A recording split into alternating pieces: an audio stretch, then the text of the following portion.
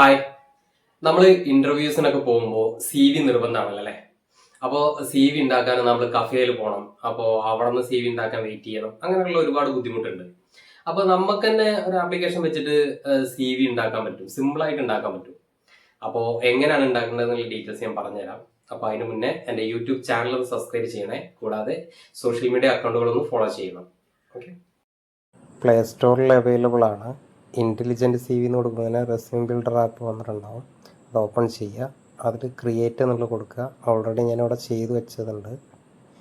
അപ്പോൾ അത് ഒന്ന് എഡിറ്റ് ഒന്ന് നോക്കി നോക്കാം. അതിൽ പേഴ്സണൽ ഡീറ്റെയിൽസ് ഉണ്ട്. ആ പേഴ്സണൽ ഡീറ്റെയിൽസ് എല്ലാം കൊടുക്കാം. പിന്നെ എഡ്യൂക്കേഷൻ ക്വാളിഫിക്കേഷൻ കൊടുക്കാം. പിന്നെ അതുപോലെ എക്സ്പീരിയൻസ് കൊടുക്കാം. സ്കില്ല് കൊടുക്കാം. ഒബ്ജക്റ്റീവ് കൊടുക്കാം. റെഫറൻസ് ആരാണോ റെഫറൻസ് കൊടുക്കാം. അങ്ങനെയുള്ള ഡീറ്റെയിൽസും ഉണ്ട്.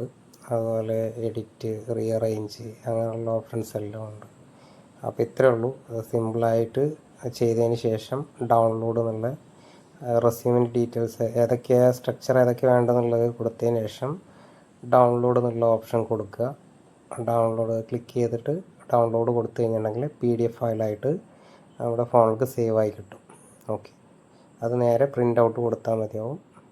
സിമ്പിളായിട്ടാണ് CV ക്രിയേറ്റ് ചെയ്യണം.